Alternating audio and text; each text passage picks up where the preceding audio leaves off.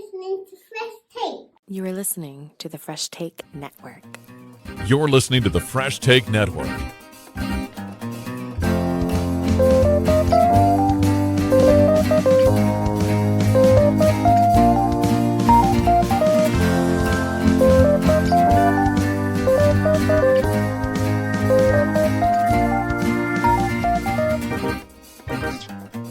What it is, what to do. Welcome to Fresh Take. Joshua Adam Robert with the talented, sexy, dangerous Devan here. It's Devan Seal. Walking and talking. Talking and talking. It's the new wave of podcasting. You know what? You're setting a good example for those of us who are currently sitting in their pajamas on a Friday morning. So You know what? I was going to do that, but I blew my back and my neck out doing yard work. So I haven't been able to work out until today. So I need to get moving because I've been having bad habits the last few days. Well, if you're recovering from injury, I mean that's one thing, right? I did get to try some good burgers the last few days. So you had cheat days while you were injured. I love it. Yeah, pretty much. I went to A&W. I had the Chipotle spicy burger. Good. But we got to stop saying things are spicy. Like, has anyone ever lived up to this is the spiciest thing ever burger?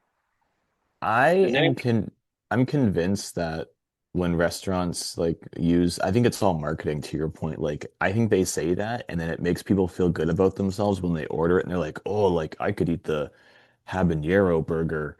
And Yeah. in reality, it's like mostly just mayo. Yeah. That's what this one was. They had some jalapenos on it. Okay. And then it was like their Chipotle sauce, which is good. It's a tasty burger. I mean, it's a little bit of a more flavorful teen burger, but I wouldn't say like it destroyed my taste buds by any means. Is that what you were hoping for? I just want to have something and have the first bite and be like, oh, okay, damn. And I think the only time I've had that was when Mucho had like the burrito. Yeah. That was the only time. Other than that, no, like it's like, okay, nice little kick. Like if you're doing like 5-alarm chili type of way, like the teen Chipotle is like a 1.5. You just have a higher calling than most people, I think. Sure. In reality, I mean, I think it's because if you make it knock your socks off spicy, especially on the first bite, so many people are they're gonna order it, they're gonna pay, they're gonna be pissed off that they can't eat it, then they're gonna demand a refund. Yeah. And I think a lot of these places just say like, look, like let's just not go down that rabbit hole, but we can advertise it as being spicy. Mm-hmm. That's my theory anyways, because I agree with you. I'm one of those people that like I can order anything and it doesn't usually faze me, but there's some places like I mean the burrito places like Barburrito has like Barburrito's good.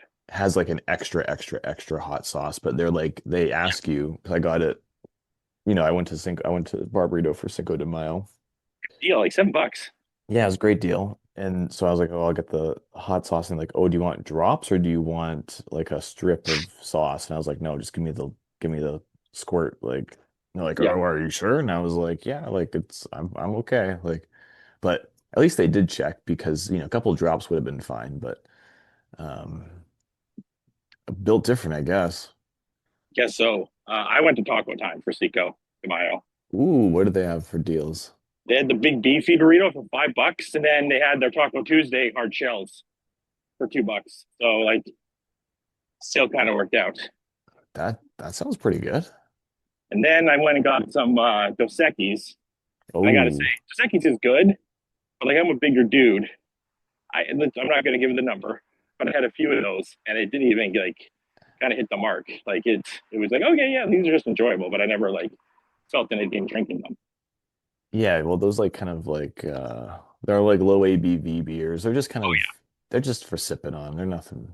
That's nothing literally crazy. what they are. Yeah, like I wouldn't have it like again anytime soon. You wouldn't go to your way to buy them. No, like they were good. And obviously, I mean, beer is crazy right now. Like for a 12-pack, it was like $24. Oh, Yeah. there's some people who think that that's it's funny because there's people who both think that's really expensive and people who think that's really cheap, depending on I what know, province you're in. I know. And you tried the new McDonald's drinks. I did. I tried. Well, I guess this is fast food talk for the first 10 minutes. Yeah, I had the creamy strawberry cola or yeah, Coke. It Yeah. was completely unfussy. It was tastes like strawberry, tastes like Coke, tastes like cream. I think Adam brought up a good point where the cream doesn't really, it's like it's actually kind of just foam. It's like the cold foam stuff. Yeah. So it doesn't mix very well, but it does taste good. So I think the next is when I got home, I tried to like mix it in with a spoon. And I think the play is actually to drink it like a Starbucks, where you like you actually just tip it into your mouth and the soda will pick up some cream. Okay. So I think that's the proper way of doing it. But it was, you know what, for like $4 for a large, like it was a nice treat. Nice. But God, I Very mean, nice. I know like maybe it's a fad like, frozen yogurt was 10 years ago, but like I personally am very happy with dirty sodas. Is that their kind of their try for dirty soda then? Yeah, oh yeah, for sure. I'm hoping, and depending on the time of day and depending on the temperature, I want to try the blue raspberry one in the next I couple want to of try days that. Yeah, here. I want to try that blue Sprite. I don't really drink soda anymore. But the blue Sprite Yeah, you have my does seem attention. interesting. Yeah, because that was in the OVO meal, wasn't it?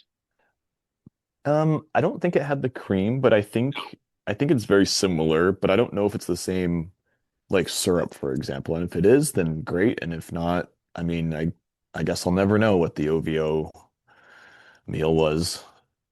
And they have the McDonald's has the K-pop Demon Hunters. I think today or in the next few days here, that K-pop Demon Hunter box there. So I will have a review on that soon enough, I'm sure. Yeah, So you're I have some definitely gonna you're gonna nieces make that are a excited. are you gonna make a special trip just for it? Yeah, some nieces are excited for that. They have a special Oh, sauce for it. So, and I know, and our buddy Adam was in Belgium and tried the Grimace meal out there. you know what? There is sometimes like I'm all down for like promotional things. There's also just some things that are like, you know what, like this doesn't even look appetizing. And I think the Grimace meal to me, like obviously as a novelty, I think Adam would be the first one to agree. Definitely. Um, but also like I don't need to have everything dyed. Like if you just had Grimace with like, it was I don't know, some kind of special topping on it, then I would be much more apt to try it. But it's like remember like purple ketchup back in the day? Of course you do, but Mhm. like it didn't even taste like the regular ketchup. No. That was the problem was like if it would just tasted like Heinz 57 or whatever, I think it was Heinz, right? If it just Yeah. tasted normally, I think it would have been people would have been going crazy for it, but nope, it tasted all funny. It was a very 2000s way of doing things. True. Yeah. That was kind of all the rage. Because it was like called crazy ketchup or something, wasn't it? I think so. And I think it was one of the first times that ketchup was in like the squirt bottle. Yeah. It just so happened that it tasted like shit. But hey, I mean, they at least they tried. At least they tried. And yeah, I think that's about it as far as fast food stuff. I haven't tried the Mando meal yet. Burger's expensive. It's $10 Is that the for one? the Is Mando that Burger burger. King? Yeah, I want the collector glass. I'm not gonna lie. Is it plastic or metal? I didn't see. I was there and I just got a quick coffee there the other day. Oh By the yeah. way, Burger King coffee, it's fine. It's not good. Okay, McDonald's coffee barbecue. is still underrated, but It's not underrated. It's the best-selling coffee in Canada. it's really good. Well, it's because it's the old Tim Hortons beans. Ah, right. Okay. So Tim Hortons cheaped out when they got bought by that Brazilian company. Then McDonald's swooped in, and Isn't the Tim Hortons coffee the Burger King coffee? I do not know about that. And I'm pretty sure they're together, so that makes more sense now because Burger King bought Timmy's. So anyway, I think it's all, yeah, I think it's all kind of owned by the same big, you're right. Like there's just everyone owns everything now. So the Mando meal is the barbecue bounty Whopper with Swiss cheese, bacon, and crispy pickle chips. yes, The limited menu includes Grogu's blue cookie shake, garlic chicken fries, garlic chicken fries. Yeah, and Imperial Cheddar Ranch Tots. Ooh, those sound pretty good. Those are good. Okay, I mean, I don't really like Burger King that much, but like, I think, The Burger King we have out here, all I want is these fucking melts that they've had, right? Because that's the closest thing to Jack in the Box you can get. Is Jack has the sourdough melts. It's like maybe their best burger, right? yep. And they advertise these melts, but no Burger King sells them. But it's on the menu, and whenever I go there, I'm like, "Hey, can I get the melt?" We don't have it. I'm like, "Okay, well, why are you advertising it?" Right. Like at least like put a sticker up on the window or something, right? Yeah, Like, really annoying. hey, you're preaching to the choir. So yeah, Burger King has that. I tried the steak and cheese from Firehouse. It was good. It was okay. I have not had Firehouse since the last time I was in the States, so I need to make a special trip. It's good. Other than that, like I don't think Timmy's has some special Timbits coming for World Cup. Yeah, I saw those. I'd like to buy a little, like a 10 box of those, I think. But other than that, I don't know what else we really got going for fast food Well, items. I mean, we're getting, so our town is getting like the big expansion of all these American brands. So like we're getting a strip mall with like, Chick-fil-A and Jimmy John's, and Oh yeah. I haven't had Jimmy John's in a Oh, while you're getting a either. Jimmy John's? Yeah. Okay, that I'm jealous of.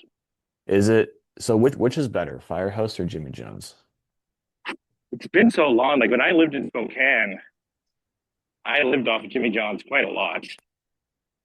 Because I would, Firehouse is like on the griddle, right? They like toast it and chop it up, right? And then Jimmy John's is more like cold cuts, right? if I had to do a sandwich ranking right now and just thinking like the first bite of a sandwich, I'd probably put Firehouse one.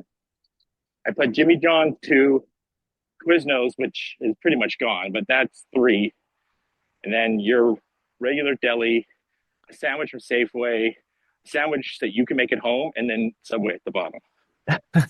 I love how you like I love how you put like the Safeway sandwich above Subway. The Safeway sandwiches are good when they're done. Like when you get someone that actually wants to do it, whenever you go to the deli, they're like, okay, I guess. Oh yeah. They're not It's the last thing they want to do. And I get it. It's like the last thing they want to do, but the sandwiches are really good. it's almost like using like good ingredients means good food. Maybe that's what Yeah, like, Subway's missing.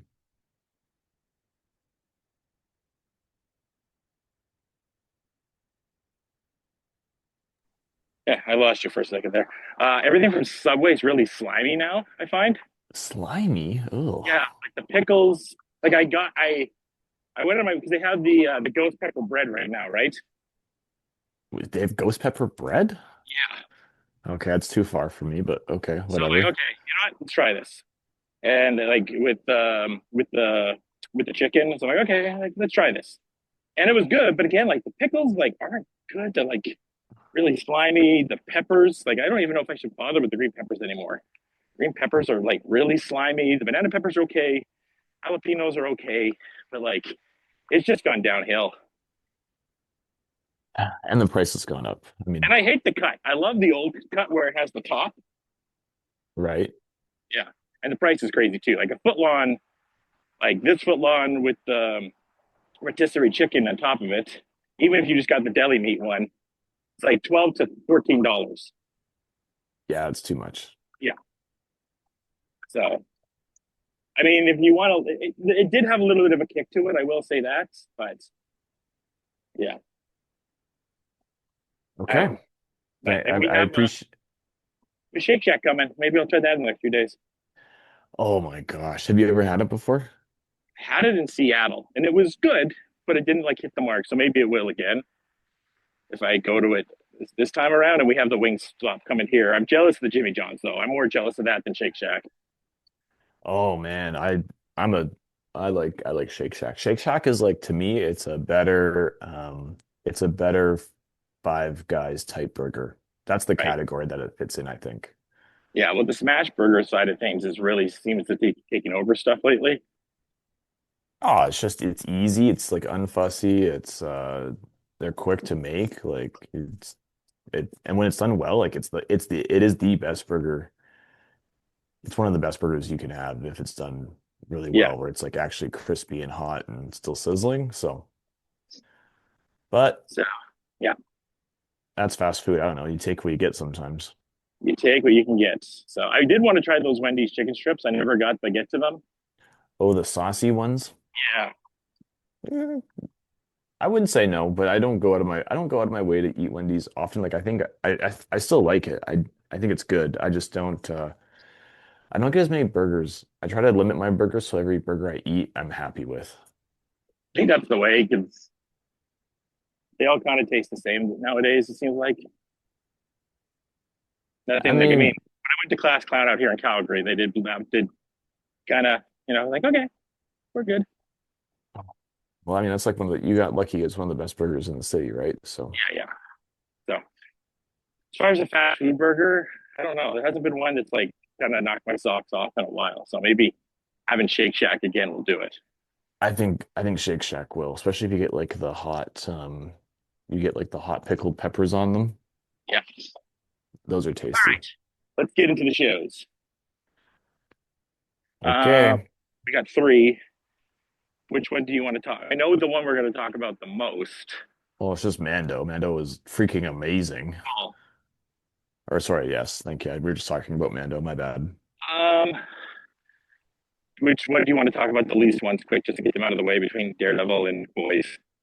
Um, I mean, both of them actually had things happen this week which were good. I didn't hate either of them. I would say Um, Daredevil was the better of the two. oh, you think so? I don't disagree. I don't I think it's disagree. Daredevil. I don't know if it's fair, but Daredevil got me more excited for Spider-Man. Right? Who has not shown up in the show at all, which maybe he should think about. Out. Um, like I think it did what I finally. I guess we're going to Daredevil. It did what I've been asking for. It made me care about Matt Murdock. Yes, So definitely. it did that really, really well. I think it had a lot of bows and led us into the next season really, really well. So I Is think it okay, did correct me if I'm wrong. There's one episode left, isn't there? that. Of Daredevil, Yeah. no, it's done. That was the finale. Okay, Punisher because I next was week. gonna. Oh, that's what it is. Okay, because I was gonna say like it definitely felt like a finale. Yeah, Um, it just is frustrating that we had to wait like what was it, 8 or 10 episodes? get going. Yeah, like we talked about this kind of in the last couple of weeks where it's like these writers like they're they're trying to fit so much in these episodes that I think is completely superfluous to Daredevil, where it's like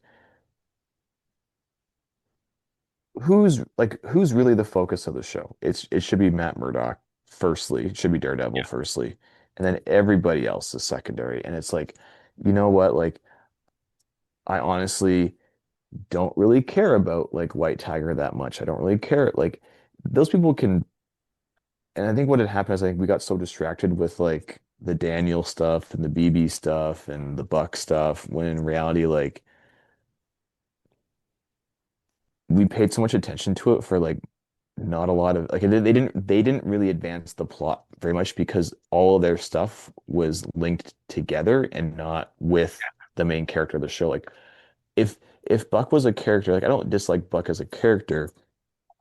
I just don't really know why he needed to be in the show because he never once like really deals with Matt or Daredevil. no, Same thing with Gandolfini, like fine character. I know they definitely you can tell they totally ripped off Penguin and making that kind of oh yeah, thing. yeah, Um, which is fine, but again, like I don't think like we wasted a whole episode of him at his mom's house for him to, spoiler alert, for him to die, and I don't really feel any differently about him. yeah. But what I do feel differently about is, Matt Murdock in court at least, like, and then him willing to go to the ends of the earth to kind of bring down Kingpin at his own sacrifice. So, like, we could talk about that for a lot longer than we need to talk about the Cherry stuff or the Muse stuff. Like, so it was just kind of frustrating. Like, I keep thinking about this theory that I have that like there's a good show, there's probably a good like 2 or 3 episodes of TV in here if there was someone on YouTube who just made like a super cut of like not the most, it's Or not Grey about the stuff. fight scenes. Yeah, but it's like, it's like the Topher version of episode 1. Like, Are you like me? Whenever you see a hallway fight in Daredevil, do you just roll your eyes um, because it's so overdone? Like, oh, here's the we need to get the hallway fight scene in because that's the thing that's remembered the most about Daredevil.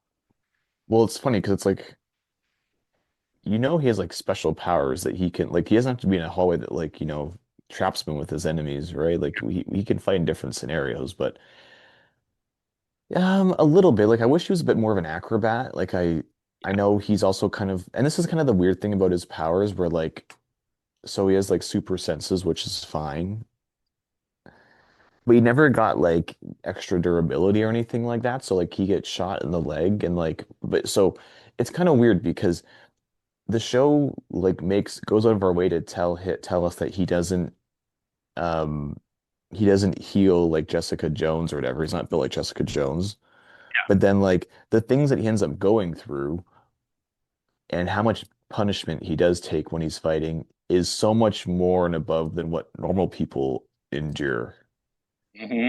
So just tell me that he has super senses and he has like he's either durable or he has healing or whatever. Like even if it's only a little bit of a little amount of it, like that's still better than just being like you got shot in the leg and like, you know, we're gonna stitch you up without any painkillers. Then you're just gonna go into court and like pretend like nothing happened. Yeah, And it's like maybe he should have like passed out during court. Maybe he should have, you know what I mean? Like yeah. there's an extra wrinkle there. Like if you're gonna talk about Matt Murdock's humanity, I think you should focus on his humanity. But if you're gonna focus on Daredevil's powers, I think we need like I feel like he doesn't really fit in the MCU right now. Like in terms of his power scaling, you know? Well, it's gonna be weird. I mean, for anyone that hasn't read the comic, more or less, what's gonna happen is Peter's gonna break him out of jail, right? Okay. But so it's gonna be weird. Like he can't. I mean, he can fight the hand. And I think even before we saw him go to jail, they were like, okay, well, he's obviously in this because why is the hand in here and not Daredevil? That makes no sense, right? Who's the hand? Sorry. The main villains of Daredevil that like fight with Elektra and everything. Oh, okay. Yeah, I mean, if you read Turtles, they pretty much ripped off Daredevil of like the hand is the Foot Clan Well, if and you believe Splinter is Stick. right. If you Yeah, believe the story though, the same accident that caused Daredevil is what caused the Turtles. exactly, They got the exactly. same chemical poured on them, which I think it's a really cool little nifty thing. I don't care about that whatsoever. So, anyways, as far as power scale and what you're talking about, it's just going to be weird because it sounds like there's going to be this big showdown between Punisher, Spider Man, Daredevil, and Grey Hulk. So I mean, Spider Man, yeah, you can see him fight the Hulk. Punisher, I guess so. He got some kind of Batman kind of level artillery to him, I Well, suppose. Punisher from the get-go, and we all know this, and they made it very clear, it's just a regular guy who's good with Yeah, guns, which is yeah, fine. I'm okay with that. Even like I feel like they even explained Bullseye, like his at least his power is a lot better than Matt's anyways. yeah. So that'll be interesting. And by the way, little spoiler alerts before I got to get to the next point. In the comic, um, Danny Rand pretends to be Daredevil. That's Iron Fist. Yes, and so that eventually gets him out of jail because like, oh, you were actually weren't Daredevil, you just lied. So Oh, I'm doing some very spare kind of bits there. I'm sure there's more to it, but yeah, Iron Fist pretends to be Daredevil, and like, oh, well, Matt Murdock isn't. That I so mean well, it was a that. great reveal and everything, and that's why Hmm. Peter knows to go to jail right now because he's like, well, Matt Murdock is Daredevil. I need to break him out. In Right. the season 3, we're getting all the defenders back, right? So Yeah. Oh, yeah, clearly. and I mean, I should be noted for everyone. Devin and I have not seen any Iron Fist nor the Defenders. I saw Luke Cage season 1, but not the rest of them. And same with Jessica Jones. I don't know where you are, Dev. even less than you. So like I Yeah, know their characters, I know what they look like, I know which actors play them. yeah. So yeah, so I kind of long story short, there, like I kind of agree with you. I don't know where the power scaling is going to be when he faces the Hulk. It's going to be interesting. Yeah, it's weird because even like their objective for the character for Marvel's objective for the character is just kind of odd because he's like a kind of a street level. So he's taking on Kingpin and there's some Yeah. political drama and stuff like that. Okay, that's fine. But then like so he's taking on Kingpin and then it's like so do they want to like really introduce like I don't really see Daredevil being that useful when it comes down to like Doomsday. Well, no, and then the other thing on top of this that's really weird is so again going back to Spider-Man, it sounds like Tombstone is going to be one of the main bad guys, but he's going to be now kind of what we know, kind of controlled by Kingpin. But if Vincent D'Onofrio and Kingpin aren't allowed to be in the movies, what's the point? Is he not allowed to be in the movies? There's some weird Universal stuff tied in with it. Oh, interesting. I didn't know that. Okay, Yeah, that's so really Daredevil can, but the character of Kingpin, I think Elektra are tied into. It's kind of like with Hulk. Hulk is still owned by Universal, so Hulk technically can't really have a solo film anymore unless Universal agrees to it. But he can be an ensemble piece. But for which Kingpin, is oh he technically can't be involved at all. I don't know. It's fucking. It's same with Neymar. Neymar can be. That's why Neymar was allowed to be in Black Panther, is he can be part of an ensemble but not be in a Neymar movie. It's weird. yeah, yeah, it's whatever. It's far beyond our Very pay grade. nitpicky. Well, and that's exactly it. Like it kind of so they're gonna be in jail kind of together. Well, also it's they're gonna be in jail together, and then we're just like not gonna see. I guess I mean you could make a little vignette and be like, oh, he escaped from prison, or he's in a different cell, or he's in, like he's paid his way to be somewhere different, or whatever. That's fine. I guess it doesn't really change the Spider-Man movie at all. Tell you what, one thing too, Dev. I'm not watching this Spider-Man trailer. We've already agreed on that. We're done. I swear to God, if they show Daredevil in this trailer, it just needs fucking stupid. Why? Have a surprise. We all kind of figure he's going to be in it, but let the surprise happen. Don't show. And I feel like the next trailer, like, yeah, Matt Murdock's in it. Like, Right. Okay. just let us have a surprise. Don't show Tombstone. We know he's in it. Don't, like, don't show Grey Hulk. We know he's in it. Like, just let it happen. It's so tough. Because what I'm finding too is like, so I think it's a combination of like, so trailers need to kind of show people, give people reasons why they need to come into the movie theater, right? So they need to show some of those kind of pops that we as people interested in the franchise don't want to see in trailers. Yeah. Um, but also there's such a combined effort of like the marketing team, right? Because what I'm seeing a lot like for Mandalorian and Grogu, which I only saw the teaser trailers, I'm seeing like all the toys are being kind of posted on the internet, right? Or like the cups, or so like I know that there's like certain vehicles in the movie. And it's like I don't even want to know that.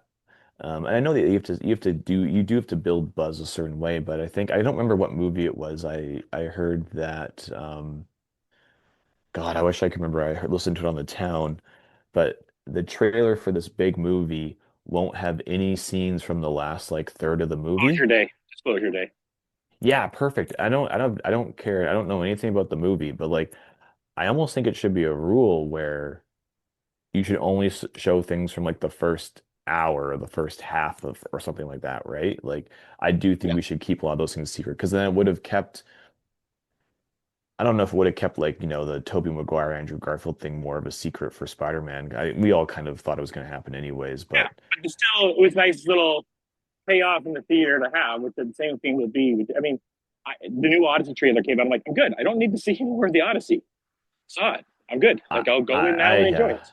I actually avoided that one. I know there's like a really tall soldier with a big sword and like that's I don't need to see anything else. I don't want to go like it's so I hate when it's like you're kind of browsing through Reddit, for example, and it's like, oh, Yeah. look at these images of this upcoming movie. Like, I don't want to see upcoming images. I just want to see the moving images on the movie screen. Yeah, like I had people sending me the trailer for Odyssey, and I'm like, you know the rule. I'm done. Like, if it happens to come on during like a playoff game or something, and I have to see it, sure, can't do anything about that. But I'm not going out of my way to watch trailers. I'll see the Yeah. first one. Like this next Spider-Man trailer, I don't know when it will come out. Like even Doomsday now, I want to avoid it. Like I kind of know what happened at CinemaCon. I kind of don't want to see it. Like I I think would I'm gonna try to avoid it. I think, to be honest. Right. Like, yeah, I'll look at the first one. I like teaser trailers. Teaser trailers are fine, but I don't need to see trailer number 4 just so that I can maybe get a glimpse of like Cyclops or something like that. Like I'd rather just be surprised in the movie. I think like especially because I was able to kind of accomplish that mostly actually by pure accident. I accomplished that with Project Hail Mary. Yeah. And, spoiler alert, I didn't even know there was a freaking alien in it. Oh, the Rock guy. Yeah, I didn't know. Good. But like, yeah, you know what? Like, I knew it was a space movie. I knew he's like lost in space or he's stuck in a spaceship. I knew he was like mostly alone for the movie. That's all I knew. I didn't know there was an alien. So then when those things happen, like even though maybe I could have guessed it if I really tried, I was really pleasantly surprised because the big thing in the movie wasn't spoiled for me. Exactly. I mean, I just saw The Housemaid. I didn't know anything about it at all. I just knew like my mom liked it, did a good box office. I'm like, okay, whatever. And yeah, it was exactly what it was supposed to be. It was like a kind of a better Hallmark movie. Oh, yeah. See, there you go. Like, but I understand though why companies feel like they need to do this though in order They want to to. do it for the market, but I think with Spider-Man, you don't need to show Daredevil if he's in it. You don't need to. Like, Um, I think we're good. Like, it's good. Dude, it's gonna probably get $1 billion. It's Spider-Man. He's good. Same with oh Supergirl. To be yeah. honest, I would have been better if they didn't show Lobo. I know Lobo's in it. I'd rather you not show Lobo. Yeah, I mean, it just goes back to it's the same conversation. It's a circular argument where the executives would be like, well, if we don't show them, we don't get any buzz and we don't get any extra ticket sales. So it's like this weird, like, it's like a vicious cycle of like, they don't want to show it, but they have to show it because then that helps sell more tickets and makes them money. So Like I I've don't told know. you, like I think Doomsday doesn't even need a trailer. It's gonna make $1 billion. You don't need a trailer. Um, You're good. You're good. well, it does kind of need a trailer. Um, it just needs a trailer. So hold on 1 second. Excuse me. Bless you. Oh God, I couldn't hit the mute button in time. It was Of terrible. course. It's all Um, good. sorry, what was I saying again? I was talking about, oh yeah, The trailer. it's the undecided people because because what they need to do is they need to go back and they need to reconvince the people who left Marvel a long time ago to come That's back. true. That's true. Like it's not really for you and me, but it is for somebody. Sure. I guess that's true. I mean, But then we've again, seen. like, go ahead. I was going to say it's a good point because we've seen Daredevil. The viewership has dropped immensely. I think there's other reasons for that. But let you finish your point. No, no, no, no. Just like you're right. Daredevil just kind of got boring, to be honest, right? Like They there's got no other. boring, and you put it against Invincible and the boys, and Invincible had much more traction online than Daredevil did. It's quite simple. Definitely. Yeah, More people, kind of there's kind of like more memeable moments. yeah, more people care about Invincible, and I mean, I think it was bad on Amazon's part too to do the boys and Invincible at the same time. I didn't really get that as far as scheduling things. Yes, I agree. Like that was, I mean, within like a 24-hour spot. I'm not going to complain; they're fun shows, but like it is annoying as a viewer. Like, okay, I guess 24 hours. I get to have to whatever you want to say. Watch Daredevil, Invincible, and The Boys all in like a 24-hour span. That's stupid. It's like when Rings of Power came out on Amazon the same time as Game of Thrones and Obi-Wan. Like Mm. you saturate the market too much, and we just have lived through that with these four shows. Some one of them or two of them, in this case, are going to be sacrificed from the conversation of things, right? And it was definitely Daredevil. Daredevil was the bottom for conversations until this finale. Finale was the first time I saw it got talked about. Maul was talked about the most. Then Invincible, sometimes the boys, but not really. But the boys and Daredevil definitely sacrificed the most by this kind of conglomeration of everything at once. Well, friggin', it's crazy. People are still talking about the boys, or not the boys. Still, people are still talking about Maul, I know. which is the mark of this, like it deserves every bit of credit that it can come up with. Like, no, I don't want to jump too far ahead. Okay, I think that's basically Daredevil. I thought it was hilarious. Actually, I'll just end on this. Like, once Kingpin finally snapped and just started like punching people to death, Right. I started like I wished that we didn't have to go through like weird boxing training montages to kind of Yeah. learn how scary he is. Yeah, he was Kingpin again. It was great. Um, but like there's also like the unintentional comedy aspect of when he went like boo to that one guy. Like I was like, oh, okay, so Kingpin is just gonna, first degree murder like a whole bunch of people right now. Okay, got it. Just wanted to make sure that we're all on the same page here. Like, I don't That have an was issue with great. it. It was fine. And Yeah, it was like, okay, and I think we're getting Dark Avengers set up. who is that? With sort of a bullseye Okay. because he was with the Lillard character who's connected to Val. So I'm assuming because Thunderbolts are now the new Avengers, we'll be getting Dark Avengers. I see. Okay. So, and congrats to Matthew Lillard, who Tarantino shouts at Quentin Tarantino for making Matthew Lillard's career back Yeah, because now he's in Batman Tomorrow now as well. that's a really weird scenario, and I don't really know like so obviously like I'm happy for people who end up working. Like I don't that's awesome. Really weird scenario though. Holy shit. Like Like nothing's happened to Paul Dano just yet, but everyone came to Paul Dano's defense right away, right? And then well, they also Paul came Dano to is also Lillard. like Paul Dano is like he's more of a working actor than Lillard has been. Yeah, yeah, So I don't want to take anything away from Lillard. So like Dano's gonna be fine. Dano is fine on his own. He doesn't need any help. yeah. But now Matthew Lillard did Scream. He was in this, and now he just got casted in the new Superman movie. Yeah, so I mean good for him. Like I still think his character is kind of not great, but we didn't really get enough to work with. Even that's like another side plot. Like I know they're trying to like sprinkle some things in here, but like the best way to sprinkle things in is having main characters do things, not having like side characters And White who, Tiger, I didn't see a lot really of White Tiger. The outfit sucks too, by the way. yeah, oh gosh. It's terrible. It's like a Halloween, like spirit Halloween costume. But then again, like I understand like she's taking over the mantle that just kind of Yeah, got thrust for upon sure. her. So like I do give her a little I'll give her a little bit of leeway in terms of like Sure. the costume is basically what she has, like what she's wearing. Yeah, yeah, yeah.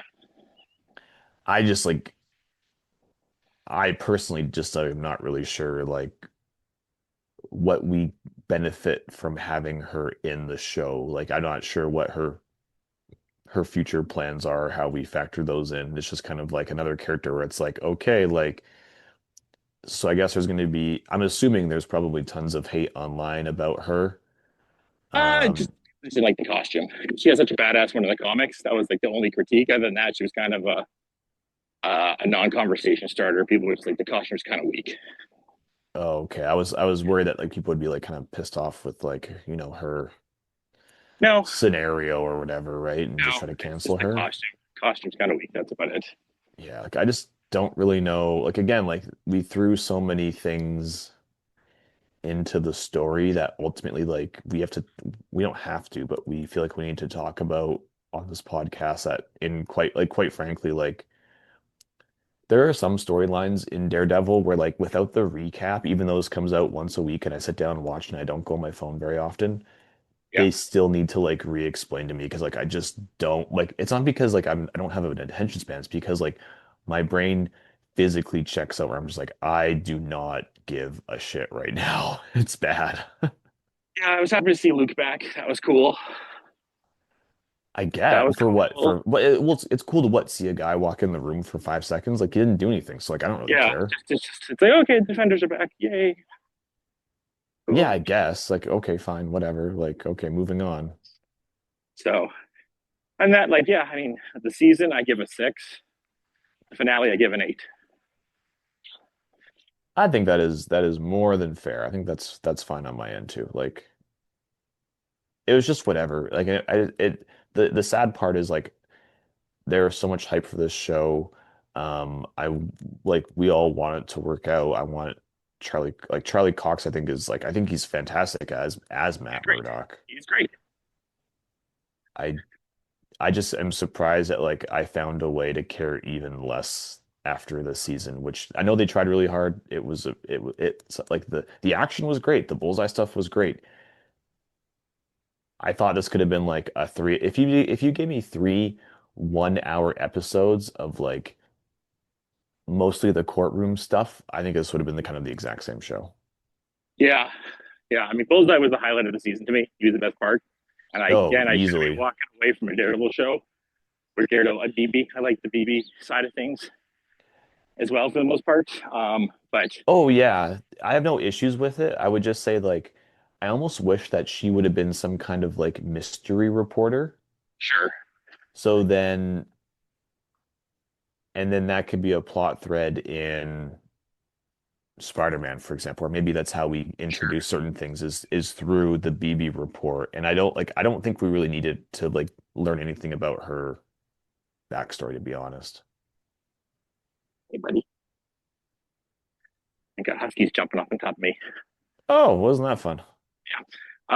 So yeah, boys, I don't want to talk too much about because I want to get to Maul. We're running a little shorter on time. So all I'll say is, it was a better episode.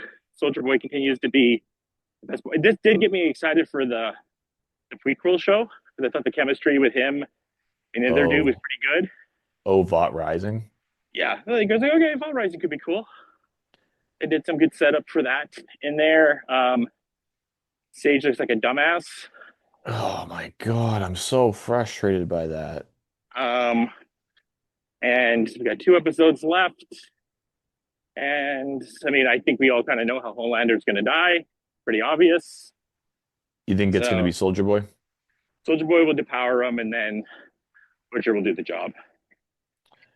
Do you think Butcher's dying? Yeah, and I think Frenchie and Mother's Milk are dying in the next episode Who? because of the name of the title. What's the name of the title? Sorry. Something like Kamiko, Mother's Milk, and Frenchie, or something like that. You think all of them are dying then, hey? I don't know about Kamiko, but I'm pretty sure Mother's Milk is dying for sure, and I'm pretty sure Frenchie is too. Oh man. You know what? One of the most interesting conversations I think I witnessed in the show was actually Kimiko talking to Frenchie about Life. her and Annie talking about not wanting to outlive the boys. Yeah. And it's like, oh, like more of this, please. Like it's almost like everyone like we've it's almost like the plot's weird because like they're so determined to find this end result and to to accomplish the mission, which is fine. But I find that we have no real discussions about any of it and the Mm-hmm. ramifications. It's just more like it almost like the show is like it's 2 or 3 minutes of like people saying "Oi, cunt" and stuff like that, and then it's 2 or 3 minutes of like a semi okay action scene, and that's kind of it. Well, Like the boys is where it's at because half the letterbox Mortal Kombat comments are anything but killing Homelander. I'm like, this is the Mortal Kombat thing, and we're still just dunking on Butcher in this comment yeah, section of the letterbox. Jeez. yeah. Well, like and even like if you like, it's really funny like. So Soldier Boy is the best part of the show, and obviously they're doing everything they can to set up Vought Rising. Shouldn't we be kind of focusing on Ryan a little bit? Yep. Yeah. You What think? happened? Like, because there's all these like there's and it's funny because like Eric Kripke, the guy who created The Boys, is like kind of on fire on social media right now. He's kind of calling everybody out for like criticizing the show. Mm, Because he is at the same time, he's also the guy who said, I think it was last year, he's like, get ready for the season because every single episode of this last season is going to feel like the finale of a show. yeah. And it's like literally nothing has happened until like this episode, things did happen. I'm generally Well, okay now he with had the it. whole comeback of like, when you have a long season, sometimes there's filler. I'm like, that's not what you said before, dude. I know you said like there's no wasted momentum and like, we're all gonna just kick ass and chew bubble gum and I feel like there has been very little ass kicking and even like and it's just kind of like twist for twist's sake. So, Yeah. spoiler alert, of course, like Deep killing Noir was a really weird plot point. Hand to hand expert, by the way. Yeah, I got choked. But now, granted, like I think that okay, so the Deep should be relatively strong. I get that, but also like we've also seen Noir is super powered, so he should be relatively strong because but he can also fly. Yeah. Like just start flying, bro. Like Mm, and it's like I'm kind of I'm a little bit I'm over the Deep character. I don't have an issue per se with Chance Crawford. I'm just a little tired of the sh like I'm tired of the show being like too on the nose. Like nothing about it is really that layered anymore, especially like politically or whatever. Like well, Eric Kripke got all mad because we had the Homelander mural of him looking like God, and then Trump did it, and right. he's like, this was supposed to be satire. I'm like, bro, in the world we're living in, nothing satire really anymore. Oh yeah, when art and parody become real life. But like I'm not even really criticizing it's like not a Homelander thing, it's not a Trump thing.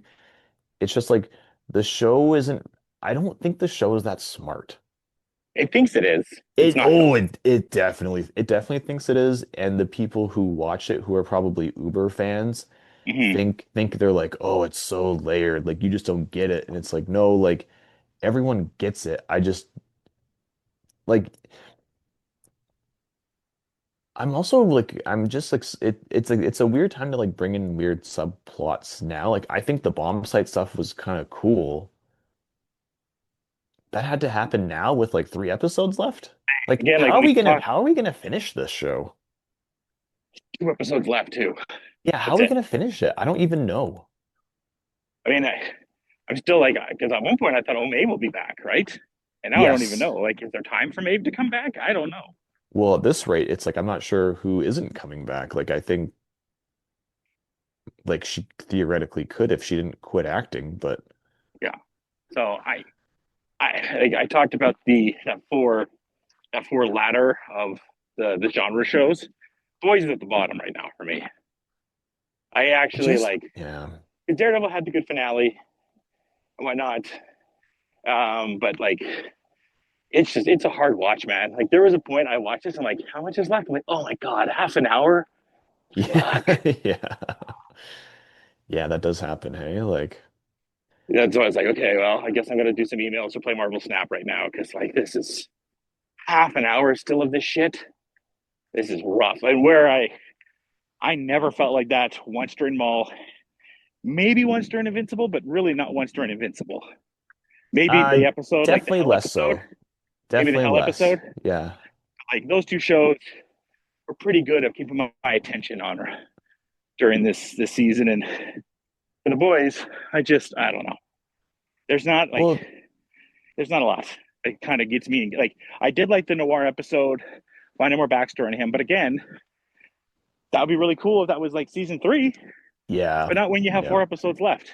Like the Seth Rogen and McLovin stuff, cool, but it's the final season. I don't need the gimmick like that. Yeah, well, the most important, actually, the most important part of the episode was when the heroes were like talking. to the other heroes. Yes. And it's like, how do we get it? Like, I know the boys is about taking down heroes, but now that you have so many heroes with like more who are morally gray, who are on the good side, on the bad side, whatever, like we spent so much time just telling each other, like making dick jokes to each other, or like Kimiko making jokes now that she can talk.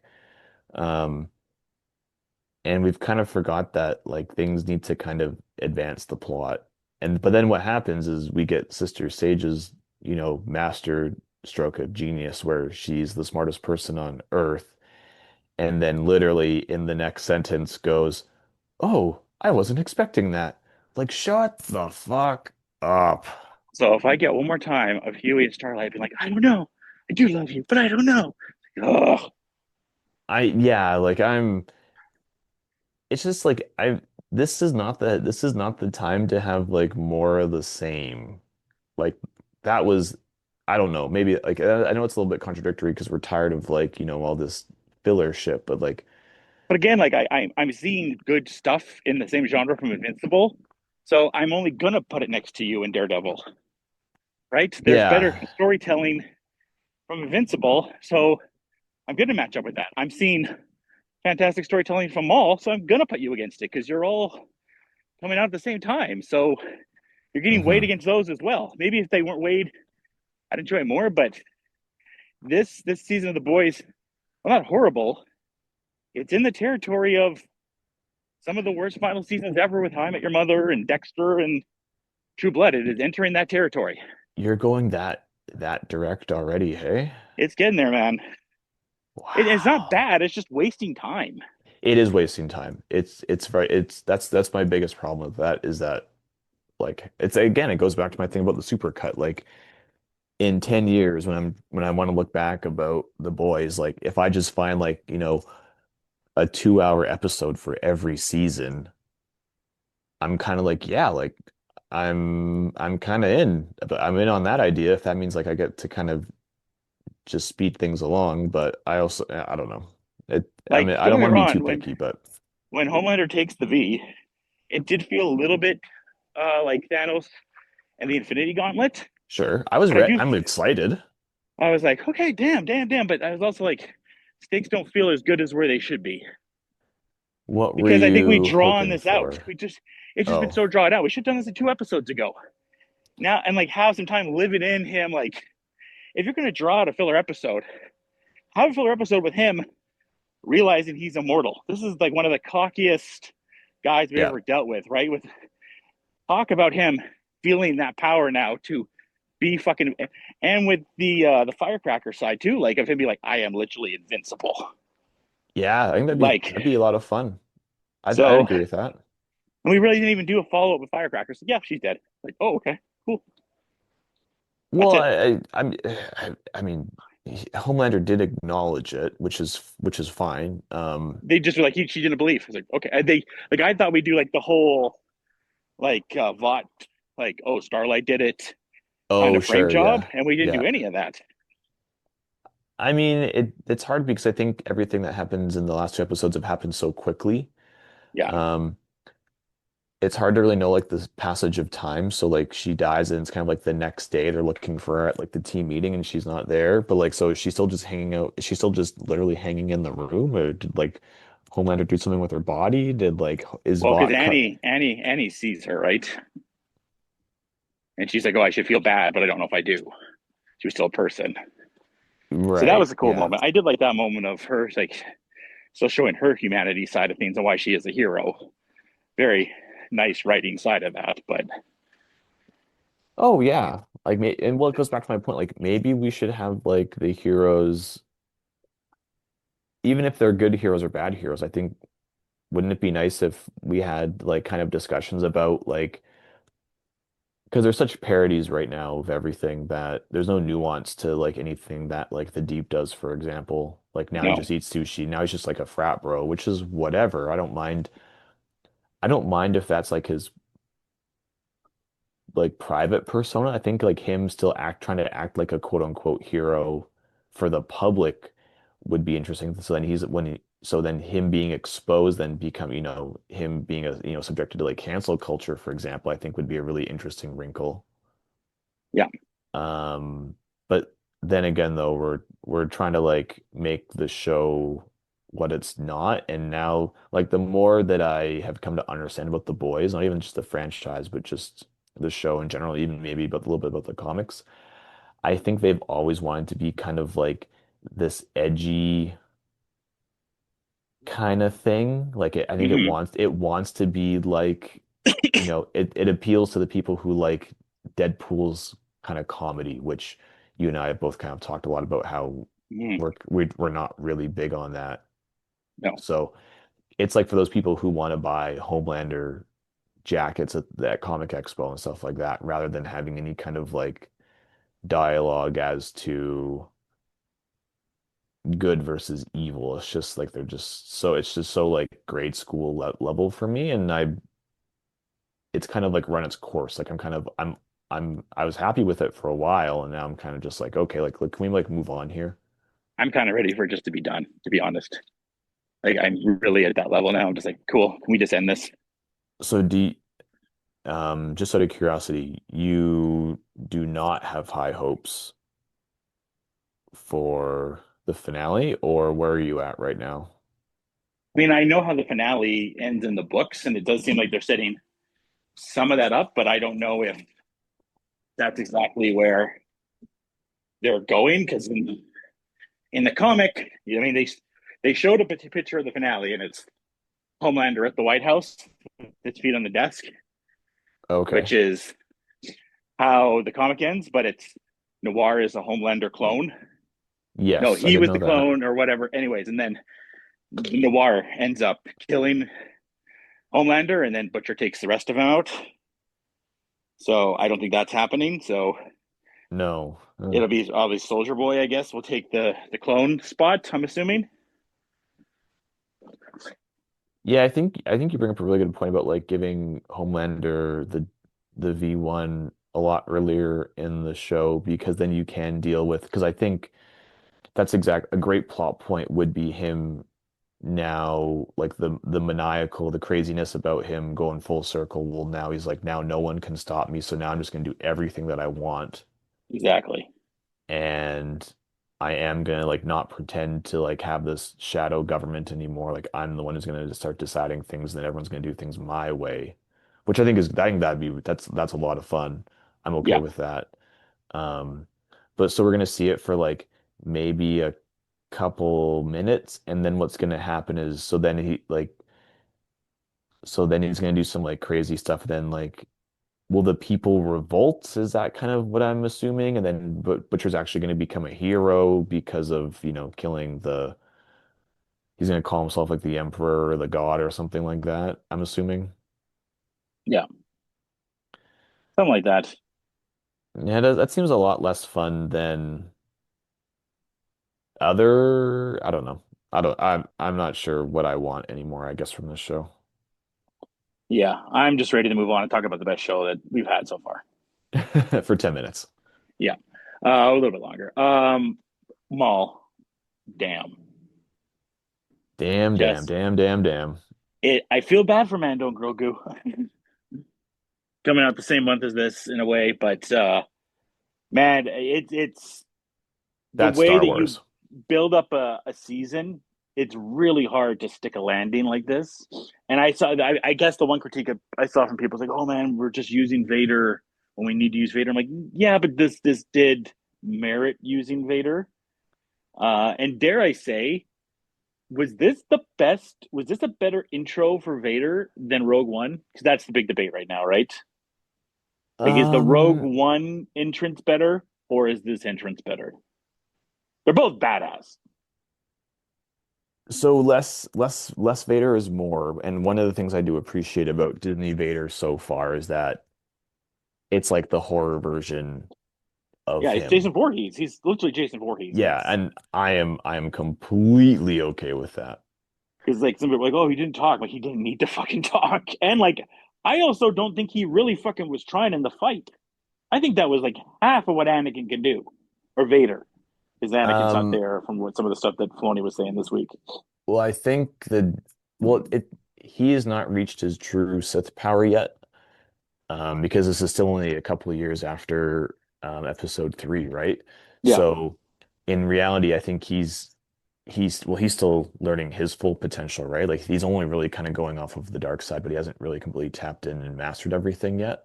Hmm. Um, so that's what makes it rather interesting. But also what I thought was really cool, like not only so the no talking part was just a really great like design choice. Yeah. Um, but also kind of the feeling of it like no one knows who or what he is. Yeah. Darth Maul would have no information whatsoever as to who Darth Vader is because he's right now he's only sent out when Palpatine needs him to, right? Like he's just this Hmm. he's the shadow figure that nobody in the gal like no one if you see him, you're not gonna live. And that to me is a great part of like the Vader myth. Yeah. Um, so and you even see like a bit of the bit of the fear from Maul, where he's like, Well, he's "What?" like, You what know, is this? Yeah. yeah, it's just crazy that not crazy. It's just really enjoyable that like people are truly afraid of this character, and it's great. I love seeing that part. So, like, it's funny because I really I didn't I kept saying that it wasn't going to happen because I also like I didn't think it needed to happen, but Yeah. when it showed up, it did make it made the show well more better. No, like it was already a great show. It's kind of like, the icing on the cake where it's just like, holy shit, like you're right, he's like he's so incredibly talented. Like his fighting style is so aggressive. He just wears you down over and over and over again. And it's funny because there's some parallels between that and when Luke kind of touches on the dark side on the Death Yeah. Star when he knocks him out and he's just kind of hammering him home. Well, that's the But thing I then, liked about it because like everyone's, we've seen a lot of comparisons of lightsaber battles from like Duel of the Fates to like Rey and Ben on the Star Destroyer. Like we went from this. I'm like, yeah, but there's different styles of fight. yeah, That's why I liked what we saw with this from Darth as a different style than what Anakin was or what Obi-Wan was. Much like, I'm not trying to defend Rise of Skywalker right now, but when Rey is fighting Ben in that side, it's a different sense of mentality for fighting. Vader, you cannot tell me was anything but 60% in that fight. He was not trying as hard as he could. You could tell just the way that he was just angry, lashes at things. He was not trying because that's how fucking powerful he is. oh yeah. Well, and then I guess the other question is, well, he was kind of toying with his food a little bit A too, little bit, because yeah. but remember too that he knows that Maul killed Qui-Gon. Yes. And so there's a different layer of that too, where now that he's fully tapped in the dark side, he's probably drawing a lot of this out as much as he can to make him truly suffer and be afraid Yep. for Yep. himself. Yeah. Um, which I completely buy. A person on Reddit pointed out, I don't know if this is confirmed or not, that especially in this show, there's a really high emphasis on the different lightsaber forms, Yes.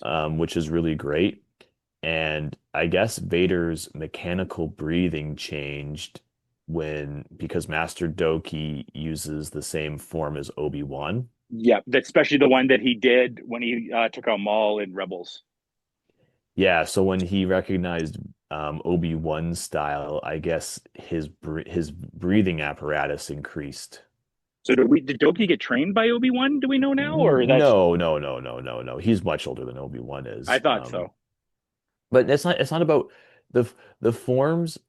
So the forms isn't so much about training, it's about personal preference. It's about the lightsaber type that you use, it's about your own personality. So form two is known as a defensive form.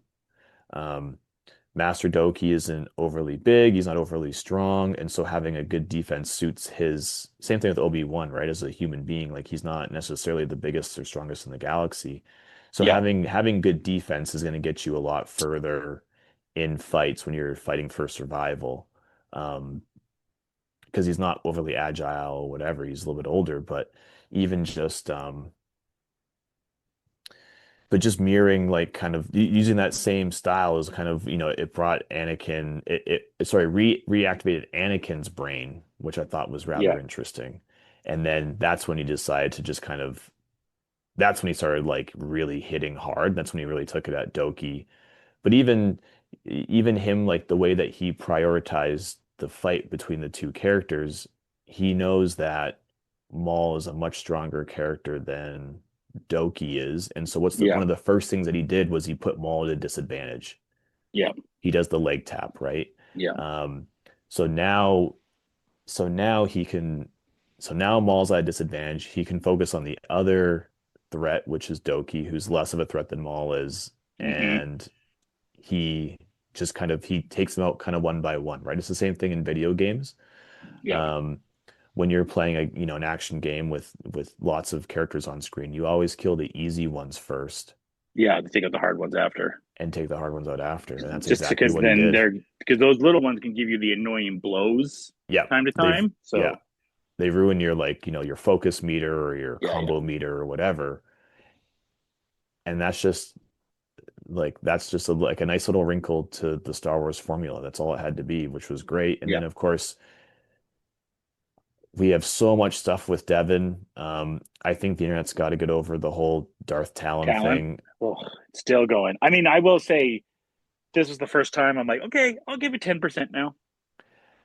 Yeah, I definitely, I'm not going to write it off, but I don't want to be the kind of person who's going to be pissed off if they don't do it. I was wondering now, like if Filoni and them were like, well, fuck, do we like? I mean, I don't think Filoni thinks like this, but I did wonder. I'm sure in the writers' room now, like, fuck, do we have to make her Talon now? Do we have to pay this off? But I mean, I still know they're going to go down that route. I mean, she's obviously going to go in the dark side. There also could be the confronting side of her between Doki's teachings that will keep her from going that dark eventually, right? Yes. Yeah, yep, yep. So, um, much like Luke had at times, right? And much like you always see the duality of the Force, right? Like you had Tyrannus, Dooku, who had the teaching of Qui-Gon, but then ultimately went to the side and then killed Yaddle. So there's always the confrontation that all these Jedi's and Sith mostly face, right? For the most part, I think the thing about Maul that we're learning is he never really had a choice. So he has the duality of himself continuously. He never really had the chance to pick which side, like a lot of these Sith don't. Oh, well, he's completely conflicted. And honestly, part of that conflict is what makes him, it does not make him a worthy adversary to Vader because he's distracted. Yeah.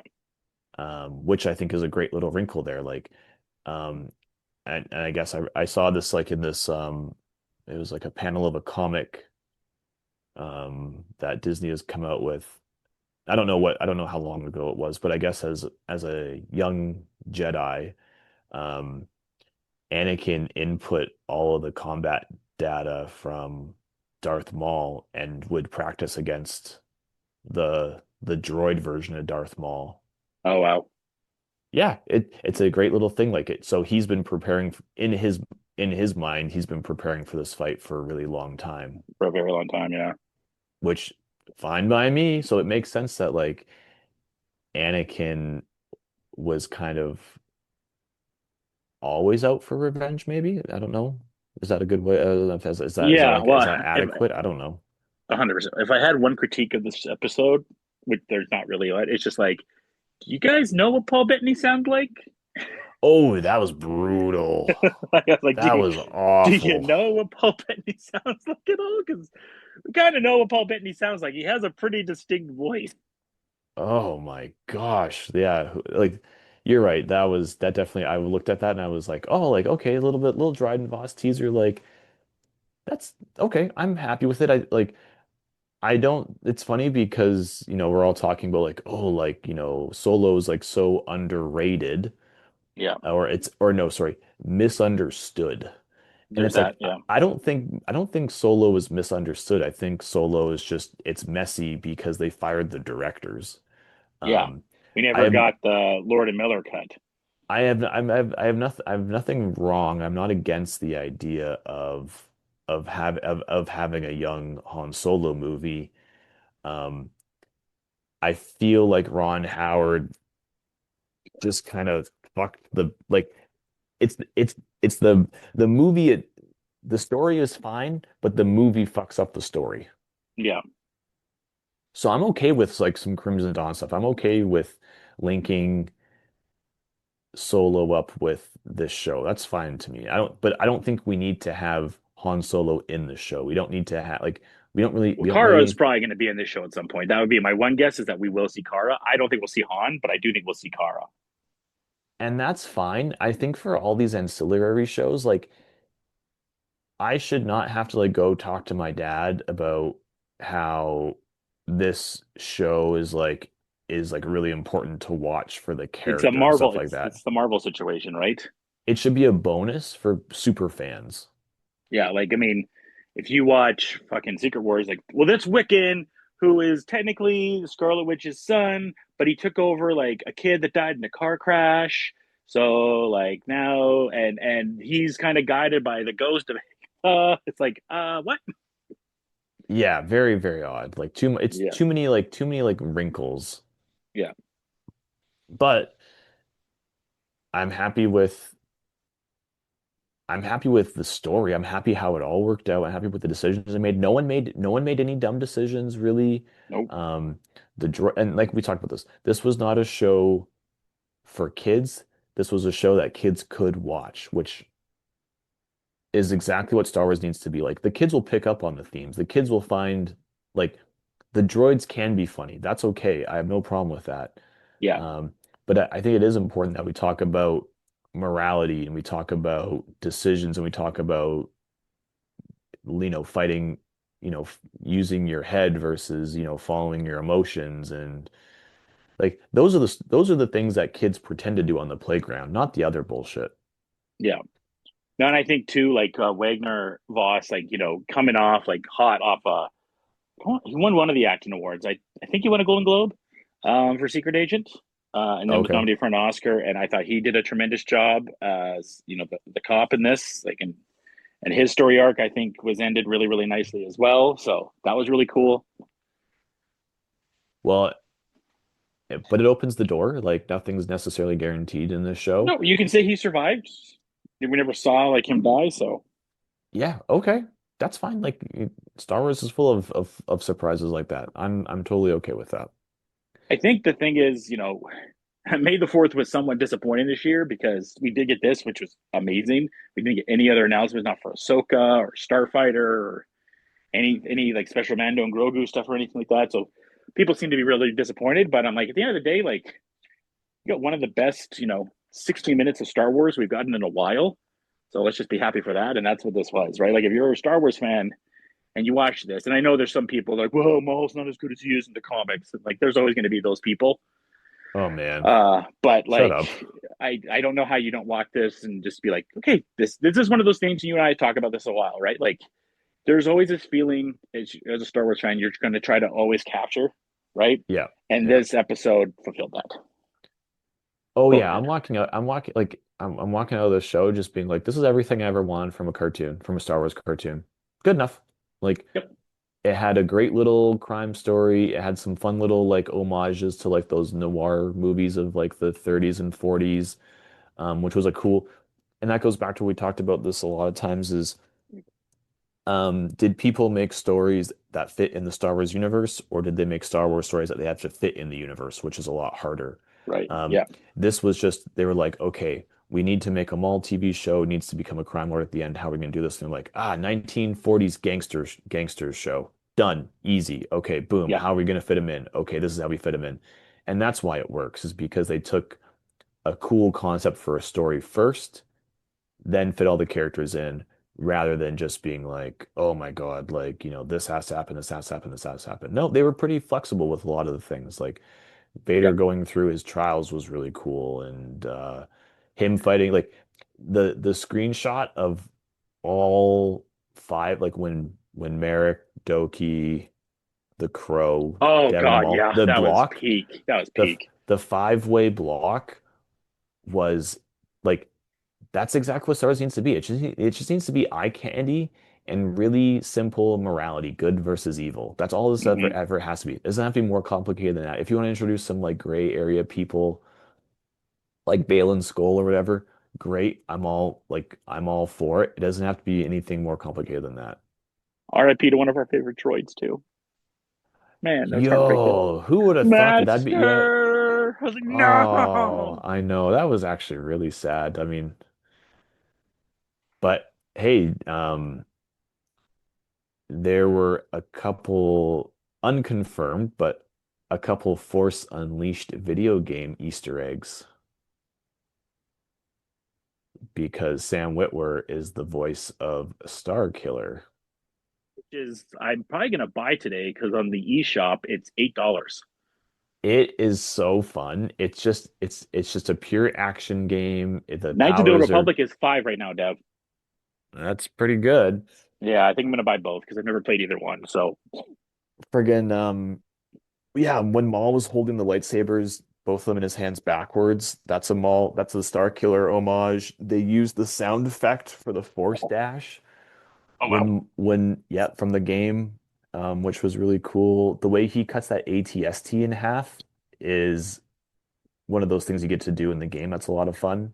So like there's tons of little they definitely put some nut or it feels like they put some nuggets in there. That was really enjoyable. Yeah, and Sam Whitmer, I haven't heard him on House of R because I know he's on with Mal and Joe, and I haven't heard that yet. But to see one interview, and he said like they've already started recording everything for season two. The season two hasn't been confirmed, but it's been number one on Disney the entire run it was out. Yeah, I know. So Hey. I don't think we have to worry about it being greenlit or not. So I will say that I mean it's interesting what Disney Plus has become, where it started and we had originals like Ducks and that Stamos basketball show and High School Musical the musical, and we were trying to do some original shows and whatnot. And I would say right now the best thing that's come out of it is the animation between Maul. Bad Batch was still good, other than all the times that Hunter went down a well. Or no, Omega went down a well. And then X-Men 97's hitting on all cylinders, and I think I like the Spider-Man show for the most part. So they're really doing a good job with animation right now. Well, it's the you get to actually take chances on these kinds of shows because it doesn't necessarily impact the overall franchise. Yeah, But it's funny because those type of chances are exactly what make these characters so great. So it's yeah, almost like the self-fulfilling prophecy where if they had made these choices for some of these characters in these movies, we don't have to have these TV shows that make these that have to like redeem these characters. no, not wrong. So that's kind of it's like almost like it's like the definition of like irony. Yeah. Overall, I give this episode a 10, and I give the season a 10. Yeah, I have no real hard critiques as to why I wouldn't give it a 10, but I This do is the want best thing we reviewed since Shogun to me. yeah, I Yeah, that would make sense. Like I think it's very like I mean, unfortunately, I think the only things in the last I don't know 3 years that we've never really had any criticize of in the last 3 4 years has been X-Men 97, Maul, and Shogun. I think those are the three. and Succession. And Succession. Yeah, those are the four. Like those have kind of been like no real qualls with it No at bullshit, all. Yeah, just which kind of is talking about the episode.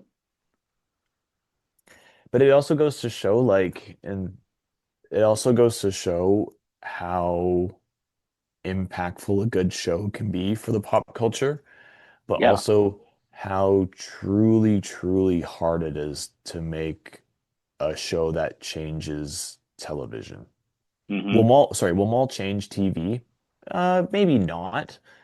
Um, but I think it's certainly going to change how people look at some of these shows. Like, 'cause there's probably so many people out there who wrote off.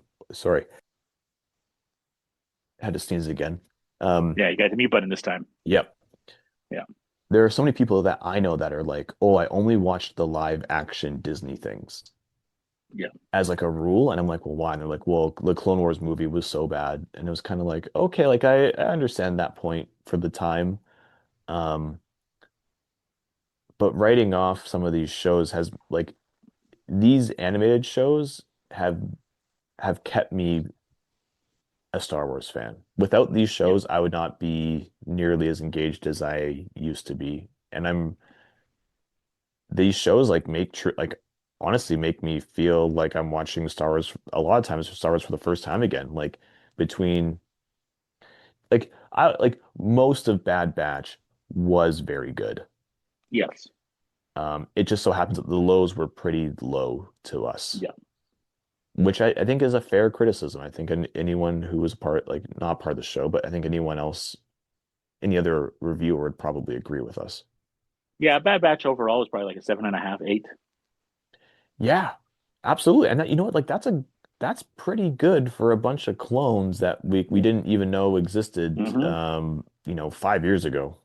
I mean, and this is going to probably be the apex of Star Wars for this year because I don't know what to expect from Mando and Grogu. I will say with Mando and Grogu, I'm going in treating that more of a kids project than a family film. So Yep. I am going to sway my rating on it a little bit differently. That's makes it it's exactly the same argument like with the Mario movie. Like, Yeah. is it for is it for everybody? No. Will kids like it? Yep. Is that all that matters? Most of the time. Yeah, that's all that Like matters. I'm Like not looking at this for like this is going to be in the same category as the sequels or prequels or whatever people like from the sequels. Like, I'm not putting it in that level. I'm putting it this is going to be a fun adventure family film. So that's what I'm gauging it on. And then we have Ahsoka, which I liked more, but I do think is kind of rewatching. Like, okay, there's a few things here and there, so that has a lot to live up to hmm coming out this season. Uh, Compared to next year, where I think all we have on the docket right now, I think we're getting a Tails next year. People were really disappointed we didn't get a Tails on May the 4th. It's really weird though because is it was almost like my algorithm, especially for May the 4th, was just all Star Wars stuff. But like Yeah, all these reviews and rankings had some of the Tales shows really, really low, which or like they had like Tales of the Outlaws really high, which I kind of understood from the aspect of like the Cad Bane story, but I thought the season itself was a little uneven. And then it was okay. they had Tales of the Jedi, which was So good. which was the best version. And they're like, oh, that's worse than Skeleton Crew. And I'm like, what are you talking about? Yeah, yeah. The rankings. There was a lot of. I mean, I will say the one thing I noticed a lot of dunking on the sequels, which I'm not going to get here. I think the sequels are fine. I think people overreact to them. Someone put that fake article out that said Disney's decanonizing it, and people ran with it. Oh God. Um, People really like Last Jedi. I know you are a big despiser of it. I'm on the Yep. fence about it at best, but there is a lot of Last Jedi fans out there. Um, yeah, the rankings were kind of all over the fucking place. I mean, the one thing I did see, almost everyone had Empire one. That's like the one thing everyone agrees on. It's like, okay, Empire's one. Hey, if you want to, like, there's probably like three or four. I mean, firstly, I'm not going to knock someone for how or why they enjoy Star Wars. I don't give a shit if you like Star Wars because of the new movies or you don't like it because of the new movies. There's a couple like I would say objectively right answers if you said what is like the top of the list or top of any Star Wars list. And if you had Empire, um, Revenge of the Sith, or Rogue One as your personal favorite, that's completely like all of those choices are very good choices. That's about where mine was for the most part. Or even if you had like if you had all three of those as like your top three in some order, I think that that's a like you're gonna get a lot of people agreeing with you. And Like then from there on, it doesn't really matter. if we counted just single episodes of stuff, like then like for Clone Wars, like that'd be like I mean the final Oh, episode of sure. Clone Wars, like that might be number two for me. It might go Empire, and then it might go that final episode of Clone Wars. Like Siege of Mandalore type stuff. Like that is that might sometimes it's ahead of Empire. That was some of the best Star Wars I've ever seen. That is still one of the best episodes of television I've ever seen. Like Maul was good. I still think that's the best animated episode we've seen is The Surge. And even what Ahsoka says in here, it kind of comes back to this fight of like she's just like saying like, luckily you're not facing Anakin because he would destroy you. And yeah, It's true, but I mean, he's not facing Anakin. He was facing Darth something Vader. else. Yeah. Yeah. So, I mean, I do find it was a lot more spirited on May the 4th this year, which is good. People celebrating Star Wars, which I do like. That whether your list is have you have Empire 1 or if you fucking think Phantom Menace is 1, God bless. That's what you think. Phantom Menace has some really good pieces. They also have the really bad pieces. Yeah, I mean, that's the risk you take, and I think maybe I mean it goes back to my point, like the original trilogy, it just exactly confirms it. The original trilogy was not a kids movie. It was a movie that kids could watch, and it was a Yeah. movie that could sell toys. Um, and I think one of the problems is that episode one is a bit more of a kids movie. Yeah. But the things that don't cater to the kids are some of the best things that Star Wars has ever done. Absolutely. Like I think like there's like no one dislikes the pod racing scene. No one no, should dislike the pod racing scene. no. When I was doing my ranking, I was like, oh, they have pod racing and we have Duel of the Fates in here. So I'm like, oh, there's a lot of things that stick out more than say like certain episodes do. I'm like, yeah, like those stick out. Those are pretty sweet.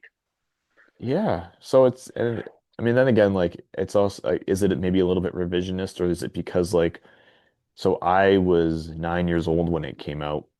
Yeah, I don't know what a good movie is at 9 years old, but I thought it was a good movie when I was 9 years old. And I exactly. st and so there is a bit of like emotional nostalgia tied to it. But at the same time, I also think we're being a little too hard. And obviously, like when we look at what happened to Ahmed Best and stuff like that, like, and I talked about this with you in text message a little while ago, like Star Wars fans are also some of like the worst fandom. And I'm really happy that I don't go seek out their opinions and validation because there's no way that anyone's ever going to be happy. Yeah. No, like these Uber Star Wars fans are just fucking on a different level. Well, And yeah, I was talking to our friend Nick, and he's just like, "Man, Star Wars fans are kind of bad." Hey, I'm like, "Yes, Nick, yeah, yes," because he was doing some ranking stuff, and I'm like, "Is it?" And then we were talking. I'm like, "Well, what are like the three worst fan bases ever?" I'm like, currently, it's probably Star Wars, wrestling, and Rick and Morty. Although Rick and Morty fans have died down quite significantly. well, the show is not what it used to be, so I Yeah. understand too that like it's not Which in is the great because public now I eye can as enjoy the much. show. I can enjoy the show more now. Yeah, and I'm sure there's a lot of people like friggin' Magic the Gathering fans or like Warhammer fans or like Yeah, I stuff like did a thing. that. I asked ChatGPT, and it had Harry Potter fan. I'm like, I don't find Harry Potter fans bad at all. They're all a little dorky, but like they're not But necessarily bad. they're not like toxic. Like toxic. Star Wars fans can be toxic. Wrestling fans can be toxic. Rick and Morty fans toxic. But I don't find like Game of Thrones fans that bad. Lord of the Rings fans that bad. No, no. Like I don't find it like those are the three when I think of toxic fan bases. Like those are the three like top ones that I can think of. That's an interesting, Taylor Swift fans, I would say, are in that group as well. pretty toxic. Yeah, Yeah, Swifties are kind of I mean, I think that's also part of kind of was Taylor stayed in the limelight so long that, eventually, did you live long enough to see yourself become the villain type scenario? And then like, of course, like you make one kind of fuck up in public life or in an interview or something like that, then people just go crazy. And then of course there's people who then fight to defend you. Like, can't win, man. I guess before we get out of here, I just really quick. I'm not going to give a full review. We'll do that next week. I know a few things. I saw Michael. I gave it a half star on Letterbox, 1.5 half star. It's a bad movie, but if you want to go and listen to Michael Jackson, cool. But it's a bad movie. I heard Jafar when he's like singing and dancing is amazing though. Oh, he's great. Like, again, if you just want to go and you just want to watch a Michael Jackson concert, you're gonna love it. When Right. I go to a biopic, I'm kind of looking for like a behind the music type of thing, warts and all. And this did not do this. And anytime they kind of got close to interesting storytelling, it's like, oh, here's a song.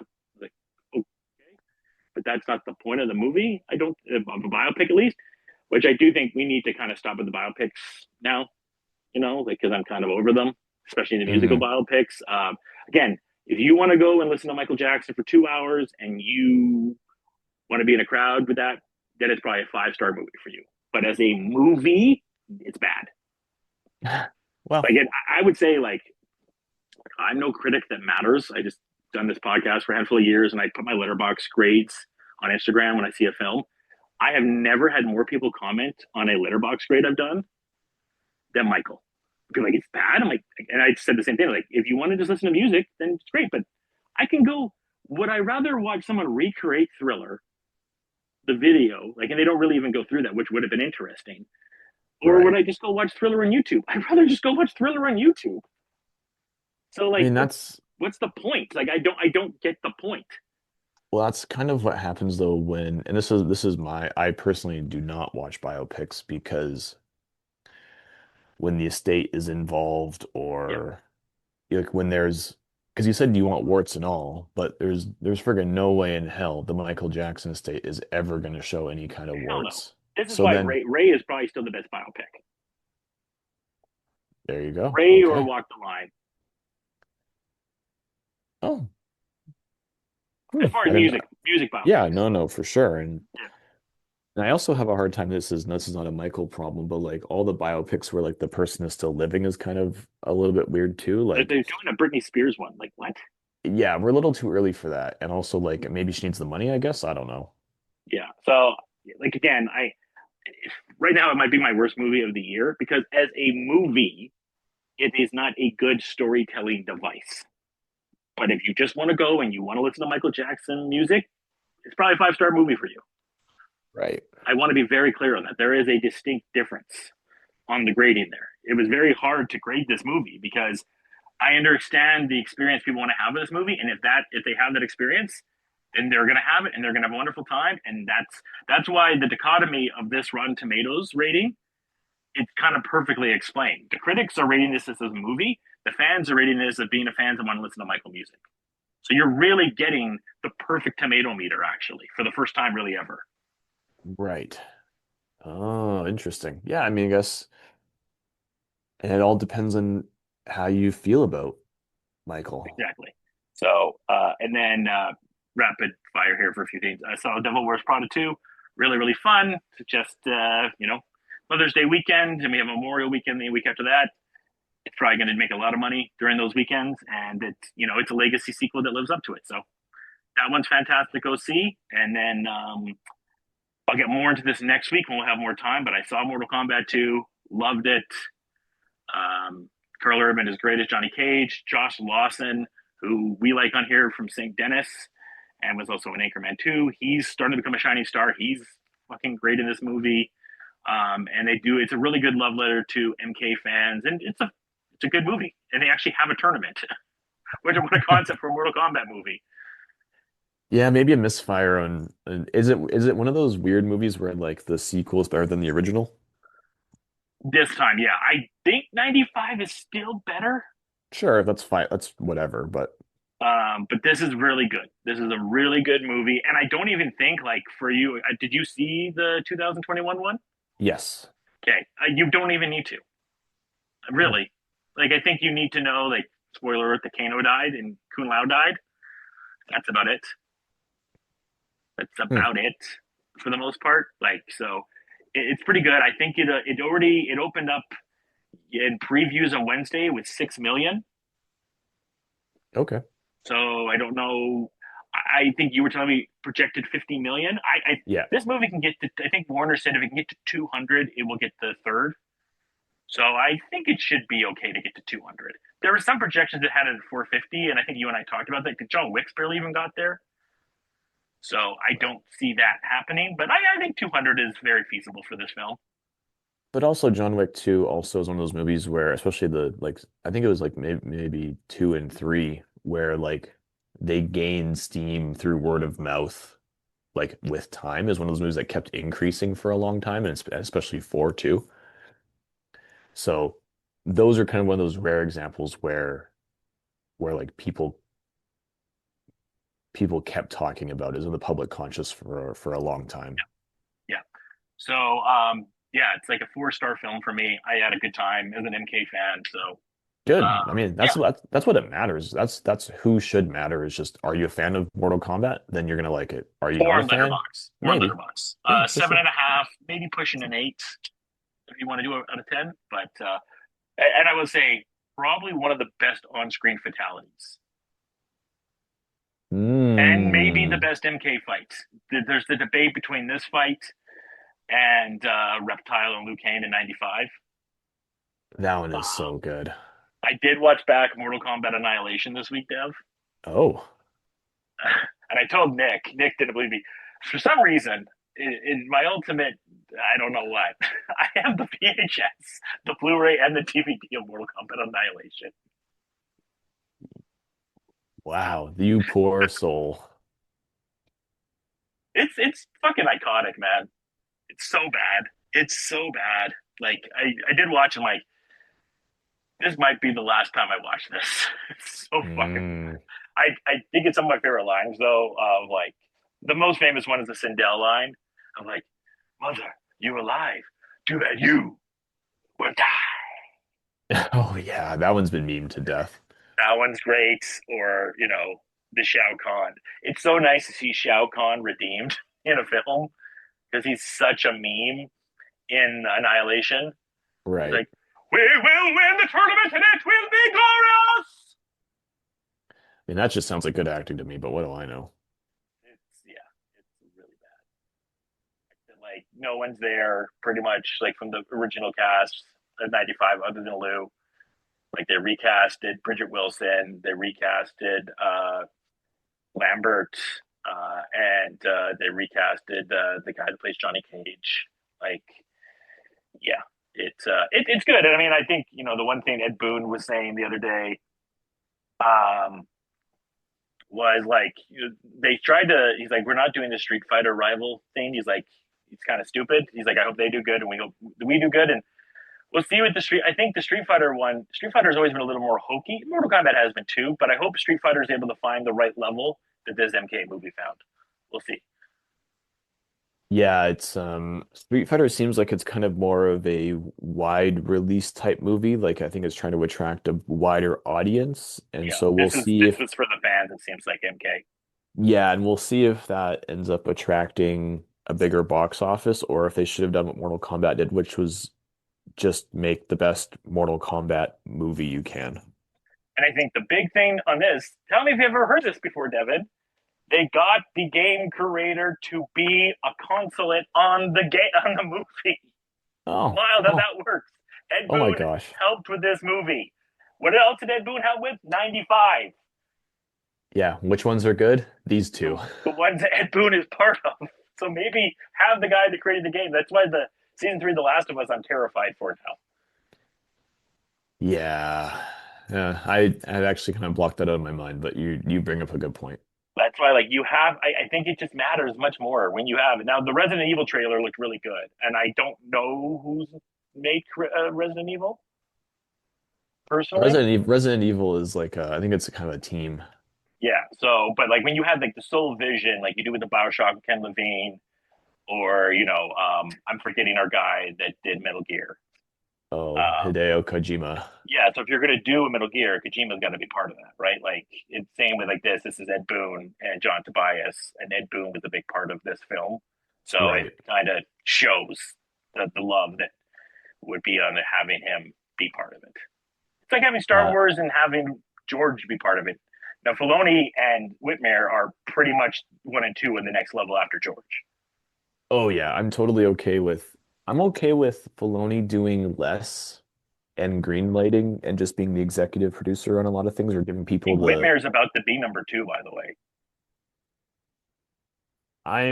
it's a little I would like for that to happen, but I don't want to say it too early. So if he does one or two more projects where like he just completely knocks out of the park, then in that case I'm ready to say that. But for right now, like should he be in the conversation? Yeah, it's a little early, but I don't disagree that he's talented. He knows the shit, much like Filoni does, right? So Well, and he cares. He's like actually invested in it, and he's not invested in kind of like furthering a goal, which I think Filoni has had to do a lot of like we have to connect these shows to the sequel movies. yeah, I don't think Sam is under that kind of pressure, which should theoretically be a good thing for him. absolutely. So, anyways, so next week, what a concept! One show. This is great. Thank goodness. One show. We can. You started watching Margot, so we'll talk a little bit about that. Yes. Yeah, we have. Yeah. Are you thumbs up, thumbs down, thumbs in the middle? That's what I want to know. I told my partner that I am reserving all judgment until I'm going to watch the whole season. Yeah. But so far, pretty solid. It's funny. We're only like I think 3 or 4 episodes in, so very, very early. Mhm. The show definitely got better once Offerman showed up. Yeah. And not because it's not just because of him per se, but I think he adds a really great wrinkle for Margot as a character. Absolutely. Absolutely. So we'll talk about that next week because now we only have to talk about The Boys as the one genre show. So we have other stuff. I'll talk more about MK. I'm planning to actually see Hail Mary this week so we can finally do a Hail Mary review. Yeah. And then I think we have Spider-Man Noir in 2 weeks here, Dev. And we have Punisher next week too. And we also have they dropped Gary on Hulu as well. As a prequel to the Bear. Yeah, so we have Gary, we have Punisher, so we have a lot of Bernthal next week. You can do the impersonation. Yeah, I'll try. Anyways, thanks everyone for listening. We'll be back next week. And until next time, folks, cheers and enjoy the day. Thank you for listening to the Fresh Take Network. Follow us on social media platforms at Fresh Take 42.